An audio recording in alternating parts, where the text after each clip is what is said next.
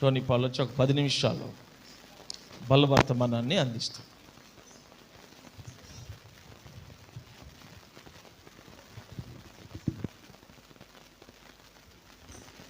Praise lord.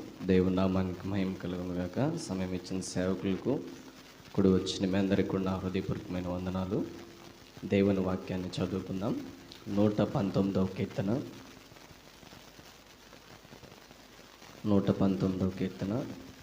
59, 60 ఈ 2 వచనాలను చదువుకుందాం.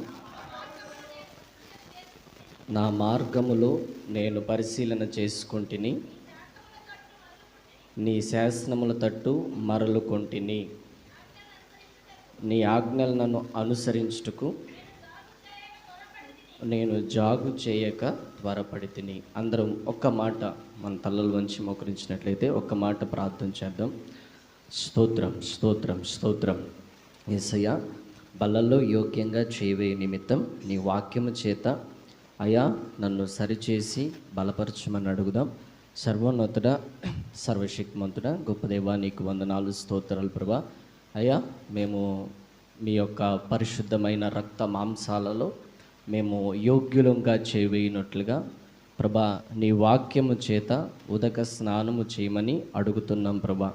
అందుకొరకే నిలబడిన నన్ను మీరు జ్ఞాపకం చేసుకొని నీ ఆత్మతో నింపి మా అందరికీ అవసరమైన విషయాలు తేటగా బోధించమని అడుగుతూ మీ చేతులకి సమర్పించుకుంటూ యేసు అతి పరిశుద్ధ నామములో అడిగి వేడుకొని పొందియున్నాము తండ్రి, ఆమేన్. శ్రద్ధగా దేవుని మాటలను విందాం. 119వ కీర్తన బైబిల్ గ్రంథంలో ఉన్నటువంటి అధ్యాయాలన్నిటిలో అతి పెద్ద అధ్యాయం 119వ కీర్తన. దయచేసి అందరు నా వైపు చూడాలి, శ్రద్ధగా దేవుని వాక్యాన్ని వినాలి. మనం చదువుకున్నటువంటి ఈ 119వ కీర్తన దావీదు రాసినటువంటి కీర్తన. మనం చదువుకున్నటువంటి వాక్య భాగాన్ని ఆలోచిస్తే దావీదు అంటున్నటువంటి మొట్టమొదటి మాట, నా మార్గములను నేను పరిశీలన చేసుకొంటిని. దయచేసి వినండి. ఈరోజు ఈ బల్లవర్తమానము అంశము మొత్తం కూడా మార్గము అనే దానిపైనే ఆధారపడి ఉంటుంది. కనుక మార్గము అనంటే మనం ప్రయాణం చేసే తార్ రోడ్డో, సిమెంట్ రోడ్డో, మట్టి రోడ్డో కాదు, కానీ ఆత్మ సంబంధమైన కొన్ని మార్గాల గురించి మనం ఈ యొక్క ఉదయకాల సమయంలో ఆలోచన చేద్దాం. మార్గము అనంటే భౌతిక సంబంధంగా మనం ప్రయాణం చేసే మార్గాలు కాదు, కానీ ఆత్మ సంబంధంగా మనం ప్రయాణం చేసే మార్గాలు. అయితే దావీదు అంటున్నమాట, నా మార్గములను నేను పరిశీలన చేసుకొంటిని. మనందరం కూడా మనం ప్రయాణం చేసే మార్గాలను పరిశీలన చేసుకునే వారంగా ఉండాలి. అంటే కొంచెం గమనించుకునే వారంగా ఉండాలి. నేను ఏ మార్గంలో వెళ్తున్నాను, ఈ రూటు ఎటు వెళ్తుంది, నేను ప్రయాణం చేసే మార్గం కరెక్టేనా అని పరిశీలన చేసుకునే వారంగా ఉండాలి. ఎందుకంటే పరిశీలన చేసుకోకపోతే జరిగే నష్టం ఏంటంటే గమ్యం మారిపోతాం. అంటే మనం వెళ్ళే గమ్యము, మనం వెళ్ళాలనుకునే గమ్యం చేరలేం. అర్థమవుతుందా? కనుక చెన్నై వెళ్ళాలనుకుంటే ఇటువైపు వెళ్ళాలి, హైదరాబాద్ వెళ్ళాలనుకుంటే ఇటువైపు వెళ్ళాలి. మనం వెళ్ళే మార్గం కనుక పరిశీలన చేసుకోకపోతే మనం సరైన గమ్యానికి చేరుకోలేం. రెండవది అంటున్నటువంటి మాట ఏంటంటే, నీ శాసనముల తట్టు నేను మరలుకొంటిని. అంటే మనం మన మార్గాలు పరిశీలన చేసుకోవాలంటే వెంటనే మనం చేయాల్సిన పని ఏంటంటే దేవుని వాక్యము తట్టు మనం తిరగాలి. మీకు బాగా అర్థం అవ్వడానికి ఒక మంచి ఉదాహరణ చెప్తాను, దయచేసి కంగారు పడొద్దు. మనం వెళ్ళే మార్గాలు పరిశీలన చేసుకోకపోతే రూటు మారిపోయే ప్రమాదం ఉన్నది, గమ్యం చేరలేం. దేవుని వాక్యం తట్టు మనం తిరగకపోతే సరైన మార్గంలో మనం ప్రయాణించలేం. మూడవది, జాగు చేయక నీ ఆజ్ఞలను నేను అనుసరించడానికి త్వరపడుతున్నాను అంటున్నాడు. హల్లెలూయా. ఈ 2 వచనాలు ఎప్పుడైనా సరే మనం కలిపే చదవాలి, విడివిడిగా చదవకూడదు. అర్థమవుతుందా? ఇది బాగా అర్థం అవడానికి ఒక మంచి ఉదాహరణ చెప్తాను వినండి. సపోజు మనం చెన్నై బయలుదేరాం, చెన్నై హైవే మీద బయలుదేరాం. చెన్నై హైవే మీద బయలుదేరినప్పుడు మనం కరెక్ట్గా చెన్నై వెళ్ళే రూట్లోనే వెళ్తున్నామా అని గమనించుకుంటేనే చెన్నై వెళ్ళగలం. లేకపోతే రూటు మారితే ఎటు వెళ్తాం? అటు తిరుపతో ఇంకా వేరే రూట్లో వెళ్ళిపోతాం. మనం ప్రయాణం చేసేటప్పుడు హైవే మీద సైన్ బోర్డ్స్ ఉంటాయి. ఏముంటాయి? Sign boards. తర్వాత గూడూరు, తర్వాత నాయుడుపేట, సూళ్ళూరుపేట, ఇన్ని కిలోమీటర్లు ఉన్నాయి అని చెప్పి ఏముంటాయి? సైన్ బోర్డ్స్ ఉంటాయి అన్నమాట. ఇప్పుడు చూడండి జాగ్రత్తగా, మనము వెళ్తున్నటువంటి మార్గం గమనించుకునే వారంగా ఉండాలి. రెండవది, వాక్యం అనే సైన్ బోర్డ్స్ చూసే వారంగా మనం ఉండాలి. దేవుని వాక్యాన్ని కనుక మనం చూడకపోతే మనం మార్గాలు తప్పిపోతాం. దేవుని వాక్యాన్ని కనుక మనం లోబడకపోతే మనం రూటు మారిపోతాం. ఎందుకు అనంటే ఇక్కడ మనం దేవుని సన్నిధిలో ఉన్నటువంటి మనందరం ఎవరు అంటే పరమునకు పోవు జీవ మార్గంలో ప్రయాణించేవారు. అమ్మ, మనం అందరం ఎవరు? ఒకసారి చెప్పండి. పరమునకు పోవే జీవ మార్గంలో ఉన్నవారం. హల్లెలూయా. మనందరం ఎవరు అంటే పరమునకు పోయే జీవ మార్గంలో ఉన్నవారం. కనుక మన మార్గాలను గనక, మన జీవిత విధానాన్ని గనక సరి చేసుకోకపోతే ఆ రూటు నుంచి తప్పిపోయే ప్రమాదం ఉన్నది. మనమందరం పాతాళం నుంచి తప్పించబడి బుద్ధిమంతులమయ్యి వాక్యం చేత సంరక్షించబడి, పరిశుద్ధాత్ముని చేత సంరక్షించబడి, వాక్యం చేత సంరక్షించబడి, దేవుని సంఘంలో చేర్చబడి పరమునకు పోయే జీవ మార్గంలో ఉన్నవారం. నువ్వు వెళ్తున్న మార్గాలు అంటే నీ జీవిత విధానాన్ని కనుక క్రమపరుచుకోకపోతే, గమనించుకోకపోతే, ఎటు పోతున్నాను నేను, ఎటు వెళ్తున్నాను, నా జీవిత విధానం ఎలా ఉన్నది, నా ప్రవర్తన ఎలా ఉన్నది అనే విషయాన్ని కనుక గమనించుకోకపోతే పరమునకు పోయే జీవ మార్గములో నుంచి తప్పిపోయే పెను ప్రమాదం ఉన్నది అని జ్ఞాపకం చేసుకోవాలి. హల్లెలూయా. అయితే పరమునకు పోయే జీవ మార్గములో నుండి మనల్ని తప్పించేయి రెండు భయంకరమైన మార్గాలు ఉన్నాయి. అవేంటంటే, మొట్టమొదటిది దేవునికి ఆయాసకరమైన మార్గం. దావీదు అంటాడు కదా, అయ్యా నన్ను పరిశోధించు, నన్ను బాగా పరీక్షించు, నన్ను పరిశీలన చేయి, నీకు ఆయాసకరమైన మార్గం ఏదైనా ఉన్నదేమో చూసి దాన్ని నుంచి నన్ను విడిపించయ్యా, నన్ను నిత్య మార్గమున నడిపించు. హల్లెలూయా. దావీదు అంటున్నటువంటి ప్రార్థన, దావీదు దేవుడిని అడుగుతున్నటువంటి ఒక మాట, అయ్యా దయచేసి నీకు ఆయాసకరమైనటువంటి మార్గాలు నాలో ఉండకూడదు, ఆ మార్గంలో నేను ప్రయాణం చేయకూడదు, నిన్ను బాధ పెట్టేది, నిన్ను దుఃఖపరిచే మార్గంలో నేను ప్రయాణం చేయకూడదు. ఎందుకంటే ఆ మార్గంలో నేను ప్రయాణం చేస్తే నేను ఎక్కడి నుంచి తప్పిపోతాను? జీవ మార్గంలో నుంచి నేను తప్పిపోతాను. ఏంటి అసలు దేవునికి ఆయాసం తెప్పించేవి ఏంటి? దేవునికి బాధ కలిగించేవి ఏంటి? దేవునికి కోపం తెప్పించేవి ఏంటి అని దేవుణ్ణి అడిగితే దేవుడు అంటాడు, ఇదిగో నీ పాపముల చేత నీవు నన్ను విసిగించావు, నీ దోషముల వలన నాకు ఆయాసం కలుగుతుంది అని అంటున్నాడు. కనుక మన పాపముల చేత మనము దేవుణ్ణి విసిగించేవారుగా ఉంటే పరమునకు పోయే జీవ మార్గములో నుంచి తప్పిపోతాం. మన దోషముల చేత దేవుణ్ణి ఆయాస పెట్టే వారంగా ఉంటే ఖచ్చితంగా మనం పరమునకు పోయే జీవ మార్గములో నుంచి తప్పిపోతాం. కనుక మనం ఒకసారి పరిశీలన చేసుకుందాం. మన పాపములు, మన దోషములు మన పరలోకానికి అడ్డుబండలుగా ఉండడానికి వీల్లేదు. ఎప్పటికప్పుడు పరిశుభ్రంగా కడుక్కునే వారంగా ఉండాలి. దేవుని వాక్యము చేత మనము ఉదక స్నానము చేయబడే వారముగా ఉండాలి. అర్థమవుతుందా?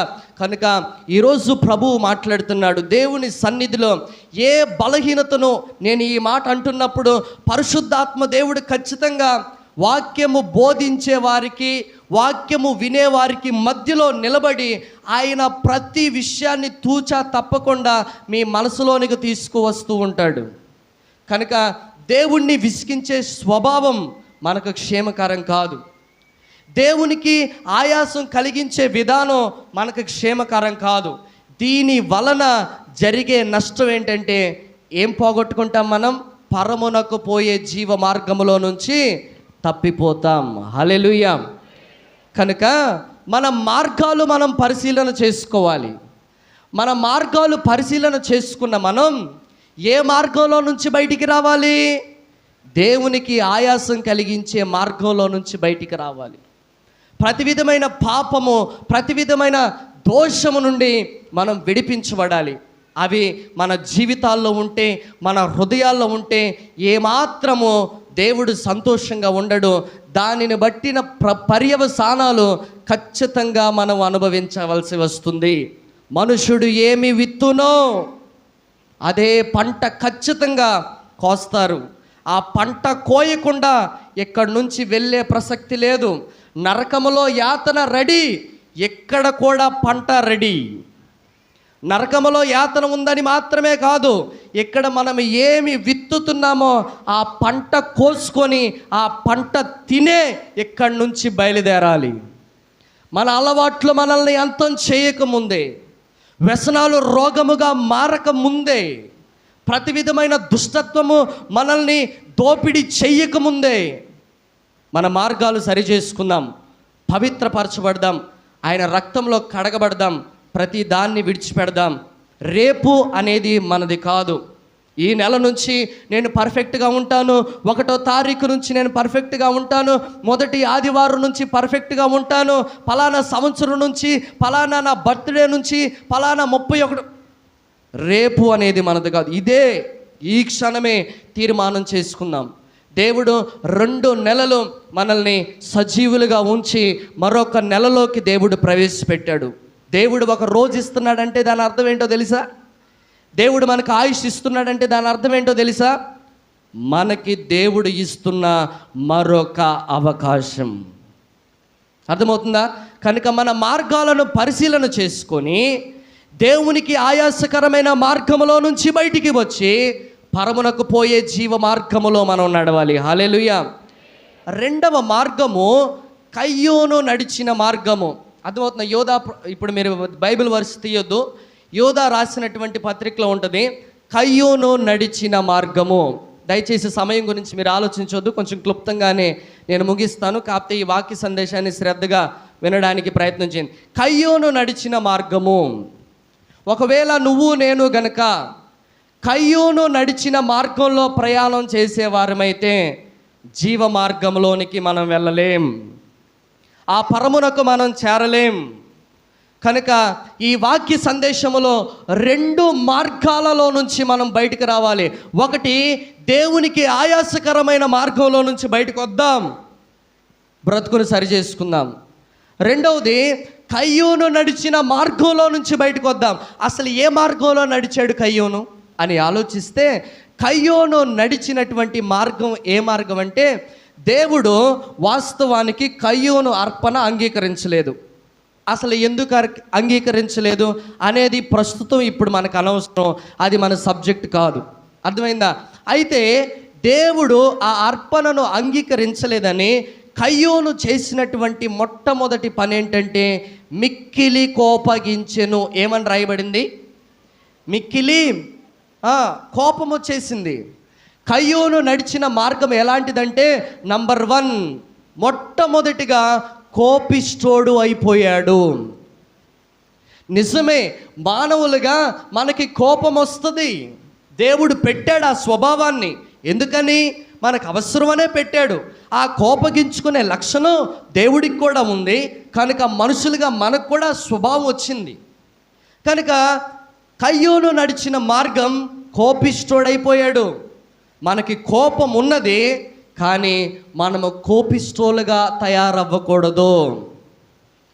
అయితే కోపాన్ని కంట్రోల్ చేసుకోవడానికి మనుషులుగా చాలా పద్ధతులు మనం ఉపయోగిస్తాం. కొంతమంది చెబుతారు కళ్ళు మూసుకొని 1, 2, 3, 4, 5, 6 లెక్క పెట్టాలంట. కొంతమంది స్ట్రెస్ బాల్స్ను వాడతారు వాళ్ళు. కొంతమంది గట్టిగా ఒక 5 సార్లు ఊపిరి పీల్చారంట. దీన్ని అంతటిని నేనేమంటానో తెలుసా?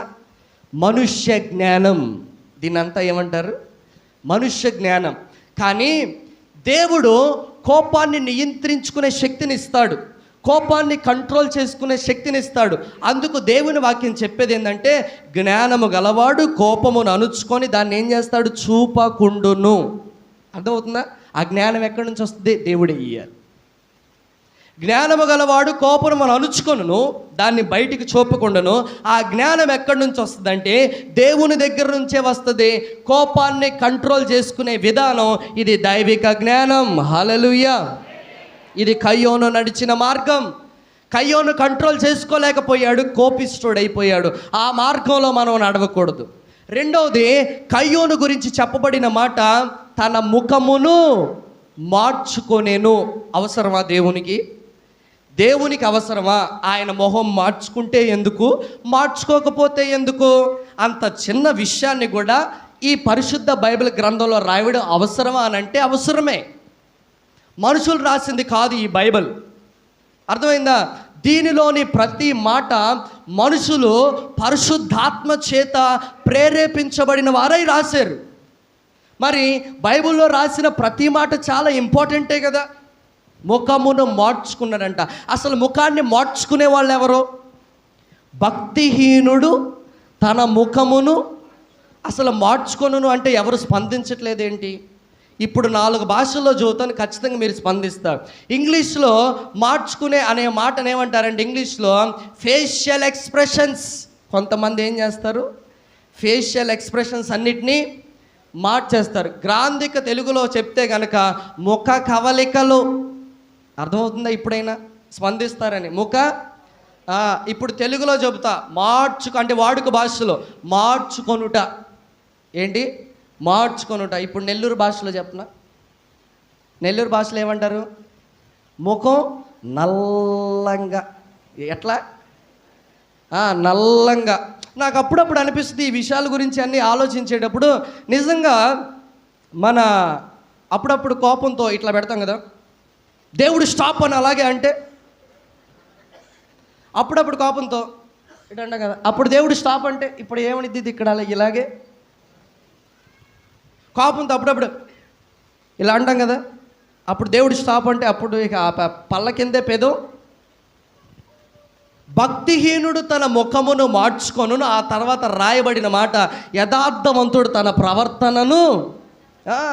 నిజంగా మనలో ఇంటిగ్రిటీ అనేది ఉంటే, ఒక యథార్థత అనేది ఉంటే, ఒక పశ్చాత్తాపం అనేది ఉంటే, ఖచ్చితంగా మన ప్రవర్తనని, మన బిహేవియర్ని, మన థాట్స్ని, ప్రతి దాన్ని కూడా మనం ఏం చేస్తాం? మార్చుకుంటాం. హల్లెలూయా. కయ్యోను నడిచిన మార్గం కోపిష్టి మార్గం. కయ్యోను నడిచిన మార్గం ముఖాన్ని మార్చుకునే మార్గం. తర్వాత ముఖాన్ని మార్చుకొని కోపాన్ని కంట్రోల్ చేసుకోలేక నరహత్య చేసేసాడు. కయ్యోను నడిచిన మార్గం నరహత్య మార్గం. ఆ తర్వాత కయ్యోను నడిచిన మార్గం ఏంటో తెలుసా? దేవుడు వచ్చి, ఏమయ్యా నీ తమ్ముడు ఎక్కడ అంటే, నేను ఎరుగను. ఏమంటున్నాడు? నాకు తెలీదు అంటే కయ్యోను నడిచిన మార్గం అబద్ధ మార్గం.